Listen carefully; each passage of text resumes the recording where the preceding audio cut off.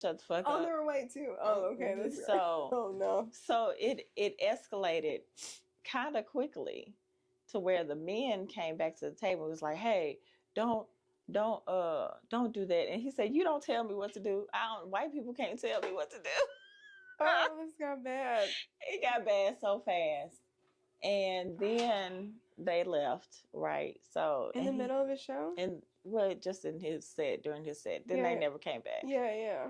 And it was just it was funny though, because it was almost kind of like watching a train wreck. It had went too far on his end, but it was kind of like you understood a little bit though.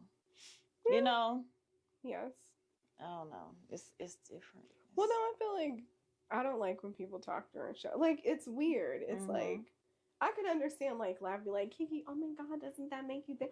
But then, like, all of a sudden, they'll just go into, like, a crazy, like, they'll be having a whole conversation about, like, so do you want to hear about HYSAs? Like, let's talk about high yield savings accounts. And I'm like, shut up. Like, it's like you came to a comedy show. You came to laugh. That's your job. Like, that is your...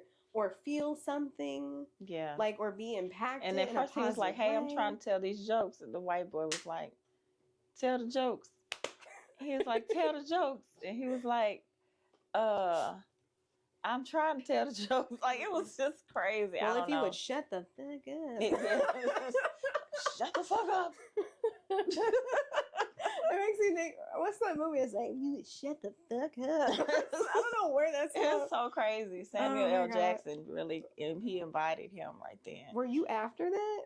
Yeah, I was not right after. Oh, good. I was like, that would have been really awkward. That was the white boy was after that. He was like, "This is the funniest stuff I have ever seen." He was like, "Wow." I like white people because I'm white. I don't have any problem. He was like, "I kind of understand, you know, because sometimes people are being rude. They're just being rude." And yeah. Anyway, hello. Ooh, we should do that. Let's do it. What? Hello. I was thinking of stair steps. I don't know. Like, don't make me fuss. Like that? Maybe. Hello. I was off. Yeah. Okay. We'll try that again another time. My name is Rhonda Sweat. I'm Tiffany J. Harris. And this is Ron and Tiff TV. Thank you for coming and relaxing with us. We are both comedians here in Nashville, Tennessee. And you kind of got in on our conversation about hecklers. Yes. Hecklers, man. I had a show on Sunday and two couples left. They left the building because it had gotten a little bit out of hand. So, whose job is it, Tiffany, to control a heckler? Well, I feel like us. I feel like the comedian on stage. It's our job to, like, I mean, yeah. To set the tone? Well, I think, okay, so the host should set the tone for the show. Okay. Like, we get up there, we let you know what kind of show it is, be respectful, be ready to laugh. I hope we get you warmed up. But also, crowds are weird too. And also, so I think it's like, I'm going to say 60% host, 40% audience. Because if you come to a comedy show, your point is to laugh. Like, your point is, you know what you're coming for. It's not like you're going to, what is it, like an icebreaker with your team that you don't like. You're coming to a show to laugh and have fun. And I feel like it's the goal of the host to, like, set the tone and be like, all right. Okay, the host has come up, and now it's the first comedian, and then they get back rowdy. Whose job is it then? This is pop quiz. I'm just playing. I'm all right. I failed. No. Then it's my job to have to wrangle it or something like that. And I think it's a combination. To answer the question, I think it's a combination. I think the host definitely sets the tone. The first comedian continues that tone. But sometimes it is time for the promoter or the club owner to step in. Yeah, in the middle, but not like in the middle of their set. Like after they get off, right? It depends on how rowdy somebody is. I've never had anybody that rowdy though. So if you have, that makes sense. We've had people, you know, call comedians out their name. Oh yeah. Just kind of doing a lot of talking back, and you know, I've seen a few things. No fists. fisticuffs, nothing thrown. That's true. But I think it just kind of depends. But it is tough to wrangle in a heckler. I think that's important of shows starting on time, though. Yeah, on time, and just I think like a team. Like I don't think people realize like there's a lot of production behind the scenes of shows that I don't think people really know. That's like open point. mics are different, but like even then it's like we know how a show runs, but like do we have security like at a bigger venue or something? Right. Do you have security? If you're pouring drinks, like say the show starts at 7, doors open at 6. By 7, they filling them drinks. Pretty tipsy, yeah. They tipsy. Or drunk. So starting later than your start time, that can do it too. Can do it because now they're drunker. That's good though. And their inhibitions have kind of. They should change that maybe. Like have people. No. No, but I mean, drinks make us funnier. Yeah, exactly. We're terrible in real life. No. But no, I mean, like maybe they're like alcohol. We serve alcohol at this time because they do it at bars. Like people come in all the time and they're like, you can't get a drink before what time? Like 12 or something. I can't remember. No clue. But I'm not a drinker, as you can tell. But if you get it at a certain time, then that's when it happens. So yeah, I think we just need to consider that the fact that people are drinking, and especially we have a lot of shows in bars, and so the time and the timing of that, if you want a quiet, attentive audience, there probably isn't after 4 beers. Probably not. And then just guessing. No, probably not. I mean. And I think also, like, if you bring your friends to a show, tell them what kind of show you're going to. And also, ticket sales matter, too, because depending on how many people you get, it depends on what the show could be like. Not saying, like, like a mix of a crowd. That's what I mean. But, like, you would know more than I would. Yeah. So, yeah. Well, hecklers out there, don't heckle. Yeah. And then there was, like, the sad heckler last week. The sad heckler. Oh, yeah, we were supposed to talk about that. I get sad heckled sometimes. I don't get as many ahs as I used to. Okay. But it's kind of how I arrange my material now. Yes. But that, don't give up the fight. Don't give up the fight. Oh, you got this. You got this. You're a beautiful girl. Oh my gosh, yeah. Especially if you're. A lot of my jokes are self-deprecating. Or some of yours could be too. Yes, but you also are very confident. True, but yeah, and I do that on purpose though to be a little self-deprecating, just because it almost puts people at ease a little bit when you're laughing at yourself. Yeah, it's been way better to me be like, dude, them shoes right there, like it's terrible. Yeah, people like to be clown though. The roast culture, people do. People do enjoy it. There's a roaster. Roast culture. Oh, I was like, I don't know. There is a roast culture. I'm not a roaster. Are you? Can be. I'm not there yet. If I need to be. It's like I feel like you have to be able to have like a rapper voice to be able to do that. You want to be like. Not like that. Like. But you know what I mean? Like if someone was like, and if you imagine school, right? Okay. Then you get in a circle. And then everybody's like, yo mama jokes. Like, I'm losing. So you going back to Chicago. Like, you feel like it got to be like, yo mama's so big. Whoa. Like yeah. Or even, not even that, but just like in general. Like, I'm like, I want to say that, but I can't. Like, or even if I'm like, oh, I'm so sorry. Well, if you say it in that voice, it's not going to land. It's not. Even if I say it like this, I'm like, you suck. Like, they'll be like, I don't know. Like, it just. It's very theatrical. The voice is definitely giving, like, not a roaster. It's giving not a. I'm really. But maybe you can be a polite roaster. There's the nice roaster. Maybe if I, like, become British, it will become a lot easier. Like, if I'm like, you're so, like, big or something to someone else. I'm like, you look like this, your face. Like, it's worse or something. I don't know. Yeah, because this one sounds like Connecticut, and I don't think people from Connecticut roast. I don't know. Let's ask. Anyone from Connecticut? Do you roast? Well, this show we talk about a lot of things, but Yes. we're really trying to get to know our audience this first season. So we ask silly questions and a hard question. And our silly question today is, if you were a fruit, what kind of fruit would you be? I think I would be um a crunchy Granny Smith apple. Okay. Very specific because my nickname was Granny in high school and grammar school. No, but I do feel like I don't know. I feel like not everybody loves that, like a Granny Smith apple, which is I don't. yeah, okay. Well, that's fair. There's days. I mean, it's fine. I was talking to my aunt. She was like, "You're annoying to them," and I was like, "Dang, like who am I annoying to?" So I get it. I can be a lot. So I'm not everybody's cup of tea. I get that. Okay. And also, it's like, but I'm really great for you. Lots of fiber, lots of nutrients, lots of stuff, lots of information. So I think it's like pretty much on the nose. So Tiffany will help you go.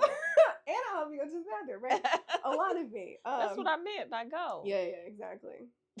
that was the part. Okay.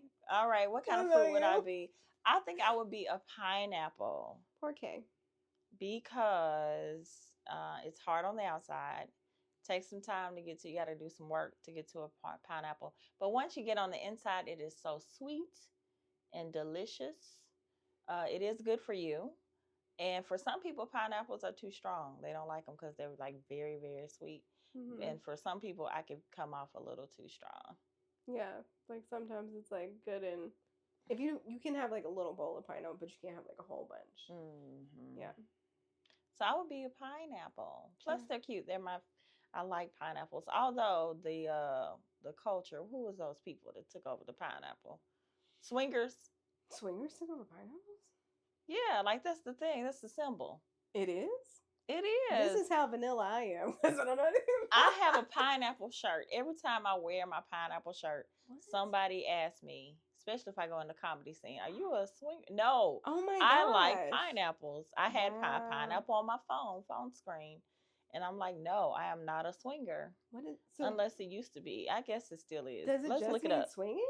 Okay, let me look. Oh, look it up. Does it just mean swing or does it mean something else? I don't know. I'm not a swinger, so I don't know. I just know when I wear. It was, yes, iconography used to help people figure out like if they're in an open situation if they saw a pineapple. Wow. Oh, our cameraman. It's like prohibition. Yeah. It's like 70s, 80s culture, and of course, like that's back crazy. In the 60s. Wow. Because it was hard for like gay people to just be open and gay. Okay. Have signals and sigils to be like, okay, I do this thing. Man, but I like pineapple. I like pineapples. It's okay. You can still enjoy the pineapple. You just also. I'll be wearing pineapples. Yeah, I mean, but it's like how when I think about Jesus Christ, I don't forget that also that's a lot of dead people for that symbology. Same thing. Pineapples, Jesus Christ. Okay.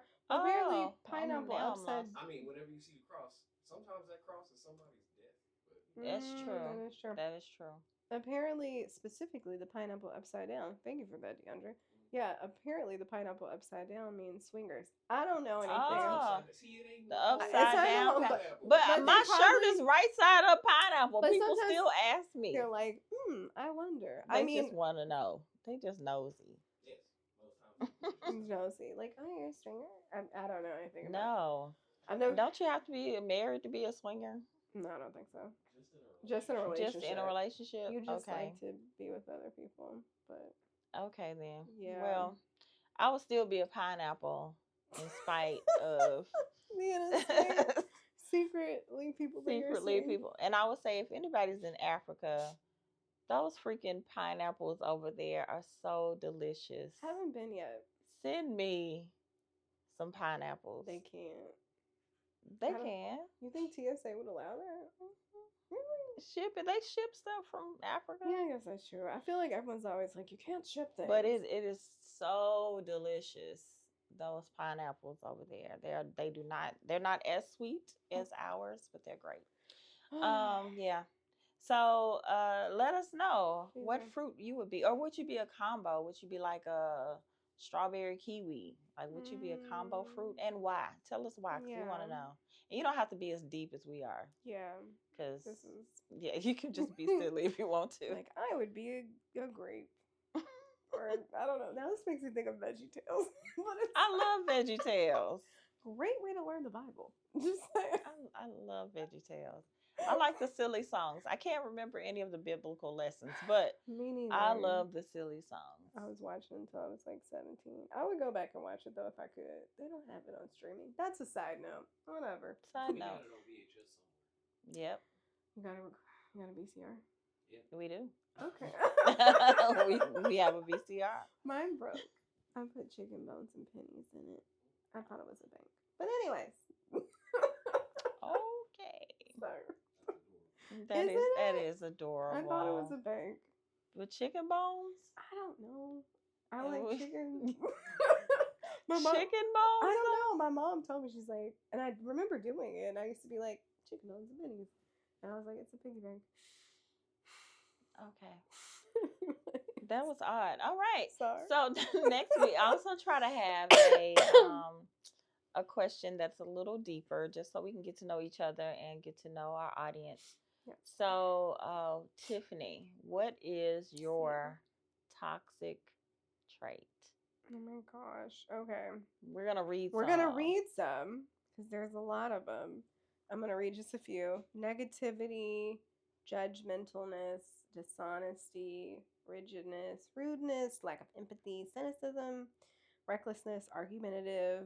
I think that's the same as quick to anger, bossiness, self-centered, stingy, thoughtless, conflict avoidant, lazy, apathetic, absolutism, manipulative, selfish, perfectionist, and aggression. I think that's like pretty similar. But then there's also like gaslighting, blaming, you're critical, take a lack of accountability.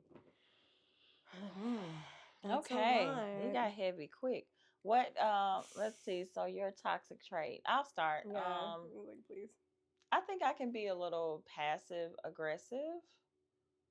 Or aggressive or passive. Maybe not at the same time. Because sometimes I don't speak up. Like something is on my mind, it's bothering me, and I don't say anything. And that's toxic. Maybe not be toxic to the environment, but it's toxic to me.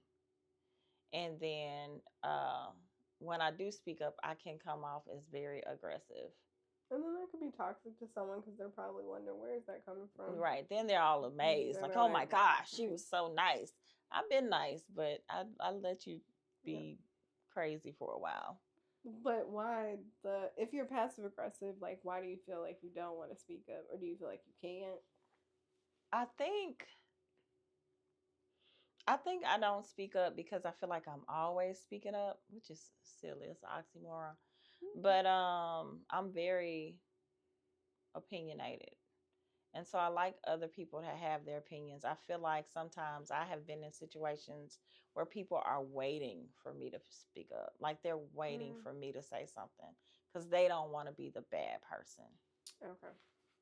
And then in other cases, I'm trying to be nice. Like I've been in a lot of abusive situations, work situations, relationships, friendships. I've been in a lot of negative situations to where speaking up is to dismantle.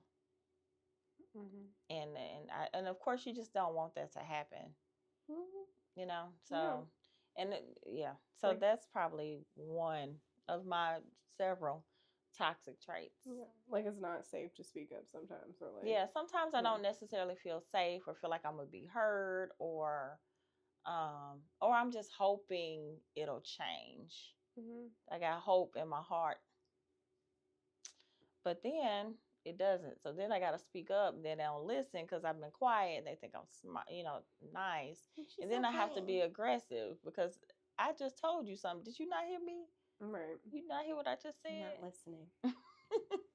So that would be my toxic trait. My toxic trait. I feel like maybe I'm like cynical, but we talked about this. Like, is bitter one? Like, sure. I mean, I don't know why that would be a good trait. No, it's not. I'm like, which one? She's so bitter. I'm so bitter. No, she's like cynical. No, but like we talked about like not being. Why didn't I talk all the time outside of here? And we were talking about like not being bitter, like not being a bitter fruit, not letting life's conditions make you feel like, oh, I'm so annoyed, like I'm a bitter person. But I feel like there are songs about it, which is crazy. Like, no, but I'm just saying, you know how like there's like it'll be like a pop song and it'll be like I'm bitter, but then like if you're bitter in real life, they're like, why are you so bitter? Why are you so bitter? Like, you didn't hear the song? Like, I'm bitter. I'm bitter. You could be in the club being like, I'm bitter. I'm bitter. Right, exactly. But then like in real life, you're just like, this cynical bitch. Like, So I feel like I'm working on that. But I feel like I was very kind before. And that was like my toxic trait before, which was like, everyone's nice. Like, oh my God. Like we're all good people. And I think like life conditions made me realize like, oh, people suck. Like some people, not everybody sucks, but like a lot of people do. I love the way you're like but yeah, not you though. No, you all are great. But yeah, like I think I thought that like I don't know, and then like college and just like life just made me feel like, okay, everybody's not an empath. Everybody's not nice. Like a lot of people are selfish, which is fair. Like I understand. Sometimes you have to be like, okay, I can't do this. You know, I understand. Versus like real selfishness, which we've talked about. Yes. So, I think that's made me like a little like cynical. Where I'm like, I used to be cynical back in the day. How did you resolve it? Being honest with myself and with other people. I think our standards are not to par. Sometimes we expect something out of someone that they can't do. And so the fact that you're cynical is because you're looking for something else, right? And because you don't get that something else, you become cynical. Generally, that's how it works. Yeah. So adjusting your expectations generally adjusts your cynicism and figuring out, you know, what it is, and being honest about what's in front of you, and measuring those expectations. And everybody's not you. Sometimes a good friend told me once that my expectations are too high. I expect people to act like I do. Yeah. And they don't. And they won't. No. And sometimes you think people will. Like, oh, this person, you know, it's like if you're like, I'm going to go above and beyond, I'm going to get you like chicken nuggets and this, or I'm like, bring you back. No, but I'm going to bring you some chicken nuggets. No, but you know what I mean? Like, if you've ever like if you as a friend have like gone, think of a time that you've gone above and beyond and then someone has not. And then you feel like, I can understand if like Susie don't and Rachel don't. And this person, you were my friend, you're supposed to. Yeah, but like somebody else doesn't. You're like, dang. Or even like a relationship, you feel like you're gonna do this. Yeah. But just because, but that might be. But that's expectations. Yeah, it's like an expectation. So it's like I can't, which is important. I'm like, you can't put expectations on people. But hopefully by the time I turn 35, I'm like a chill person, which is next year. So it's gonna happen. I'll be like, oh, it's fine. It's gonna happen. I'm good. Well, we're going to take our break, and we'll be right back.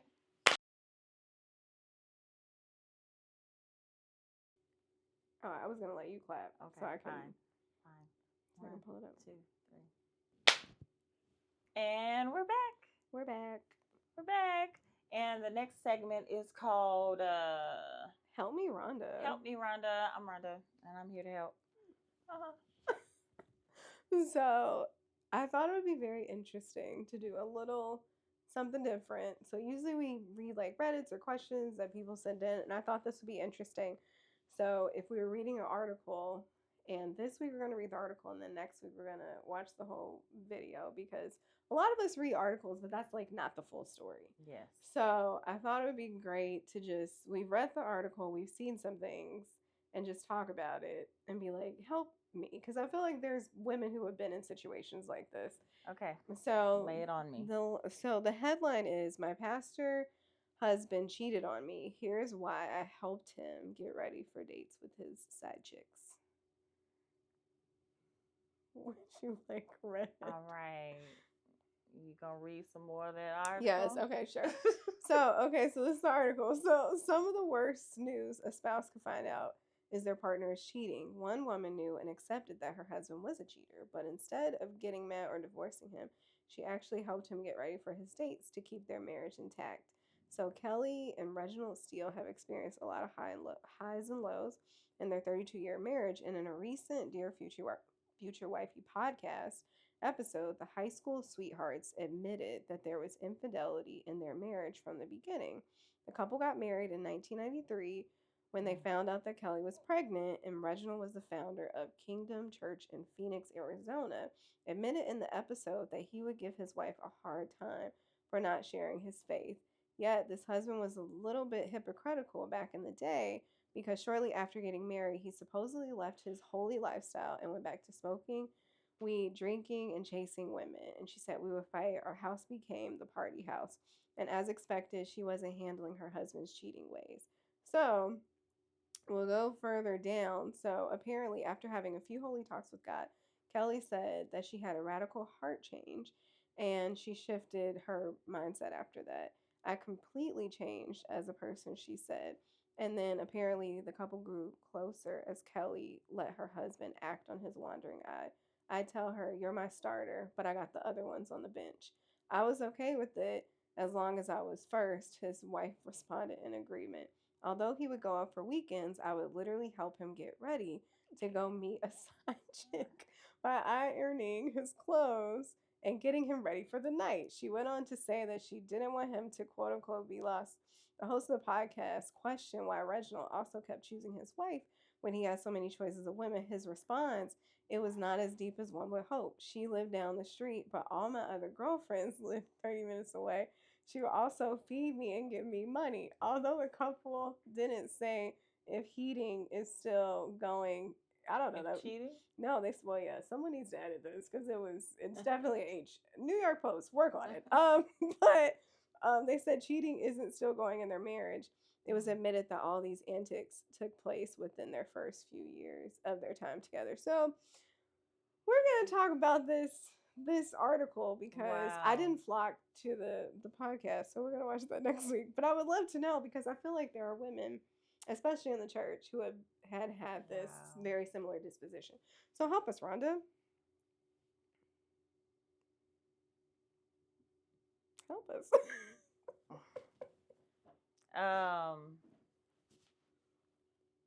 Help you with what part? Because there's a lot of parts in here that are not said. First of all, I just in remembering, he started off discrediting her for not believing in God or not being of the same faith. Mm-hmm. But he was the hypocrite. Not only was he cheating, he was partying, doing drugs, smoking weed. Yeah. Drinking, infidelity because they were married. So partying and smoking weed, okay. You can party and still there's a, I guess, a clean line somewhere in there. So okay, so we just looking at infidelity. Okay. Woo, Lord, I don't know if God talks like this to people, and you know what? I'm not somebody that is gonna tell you that God is gonna tell you to get cheated on. I don't know. I'm not quite sure if that's how he works. Now, he might not tell you to leave, but I don't know if he tells you to iron his shirt.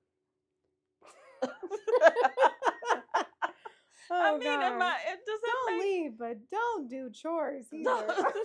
Don't gas up his car. That's true. Before he goes, I don't, that is my tip for right now. I'm not sure if you are in a relationship where you are being cheated on. Mm-hmm. I don't know. God may be telling you to hang on, but I'm sure he is not telling you to book his flight and his hotel. To meet his subject, which is crazy. Maybe maybe I'm wrong. God he will condemn my heart and he'll let me know. We have to watch the full thing. But that's crazy. That's insane. I don't know. I've been cheated on, and I'm not with my cheater. I couldn't. I didn't marry him. Mm-hmm. We weren't married, so maybe that is where the difference is. But and then your choice, your reasoning. That this is a horrible. We're not gonna be able to do any of this because this is horrible. And then your reason for staying with her. Excuse me, it's because she gave you money and she lived down the street. She was closer. Proximity, geographically speaking. Geographically, she was closer. I'm just saying. That's what he said. That's why we gotta watch the whole thing. Because I really don't understand. Because I'm saying this because the question I guess I should mainly ask is because there are women who have that in the church, and I've heard it multiple times. If he's coming home, then that's what matters. It doesn't matter if he's sleeping with anybody. He's still coming home to me. Yeah. So like, I guess I've heard that before, but I don't know. I guess the question will have to be what type of life do you want to have? Mm-hmm. 2, what kind of God do you really think you serve? Yeah. And for the church girly, which I'm a church girl, so I think that if you really believe that God, the Holy Master, our Father, is setting you up to be abused, then there's something kind of off about your relationship at that moment. That mm-hmm. just isn't the kind of God that we serve. Does he make you go through things? Absolutely. Does he connect you with people that aren't necessarily saved sometimes? I think so. Yeah. I think so. And but there is a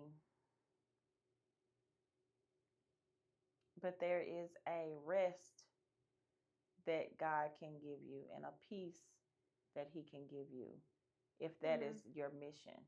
Yeah. If your mission is to stick it out with your husband, or children is different, but somebody that he's kind of put into your life, he gives you other things to help you through that trial. Mm-hmm. He equips you for that. Yeah. And the gas card is just, I just refuse to believe the gas card is a part of the equipment. I don't know. It feels crazy that happened, but I know that I would not be surprised. Yeah, because I'm sure it happens. It's a shortage of men out there, they say. Yeah. And a lot of women are like, well, at least I got somebody. Like, it's a lot of issues that can't be talked about in this little 5-minute segment. Yeah. And then like church, just being, purity culture, like you want to stay, like you're encouraged to stay. Especially women, I think, are like I don't know, but for me, I think they're like, I don't know. My daddy was a preacher. Yeah. And I don't ever remember him saying, Rhonda, when you get married, if this man does this, you should mm-hmm. stay. Like, I just I wasn't raised that way. Mm-hmm. I wasn't necessarily raised to leave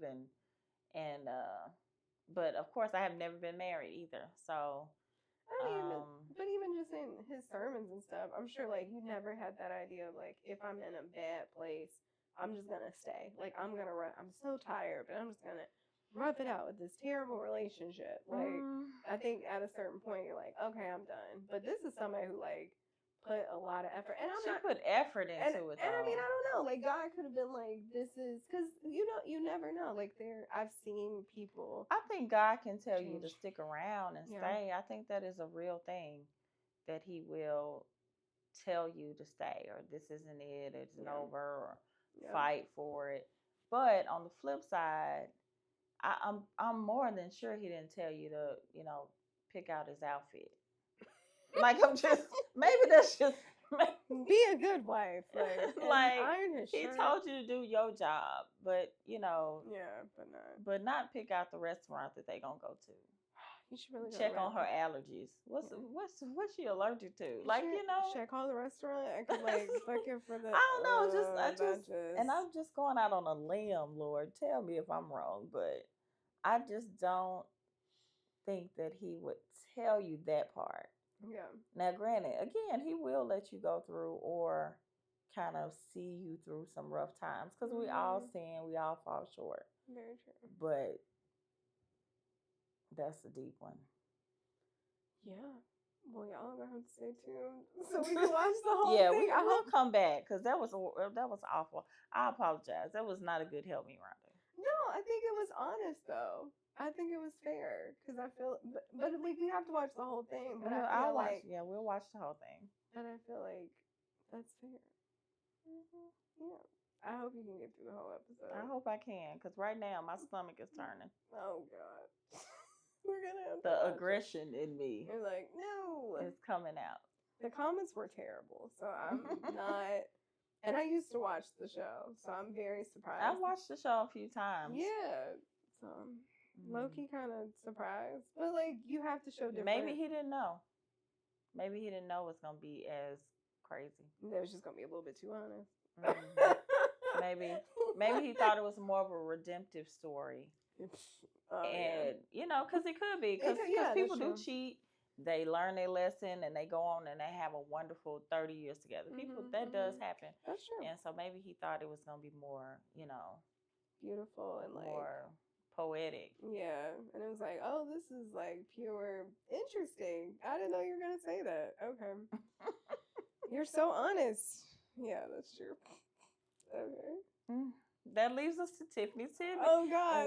What can you bring from today? It's so funny. I was gonna say, I got some following from last week. My little Hope chest, Hope closet, and I watched this. I keep watching these TikToks and videos, and it's always a girl who gets on. She's like, and I just started calling myself a lucky girl, and things just changed for me, and I'm trying to change that mindset. So my tidbit for today is try and be a little more positive, which I'm pretty sure people are bitch, we are happy. You're the one who's a little bit cynical, but I'm sure there's someone who's I've been changed by the world's life and things have impacted me. But I was gonna say, I'm gonna try the mindset of saying things are working out. I don't understand it. Because my aunt, she's like, you're a negative Nancy. And I was like, I'm definitely more of a petty Patty, but okay. But that's a good tidbit. Because, leaving work today, I was like, I've got to reframe some things, to kind of look at things more positively. But that's intentional action. So you have to do it intentionally. Yeah. So this podcast is going to be great. You're going to enjoy it and tell us all about it. We're going to get sponsors. Yeah, we're going to get sponsors. And then somebody is going to be like, girl, no, leave that dude. And I'm like, And, But thank you. Thank you so much for tuning in to Ron and Tiff TV. And we'll see you next week.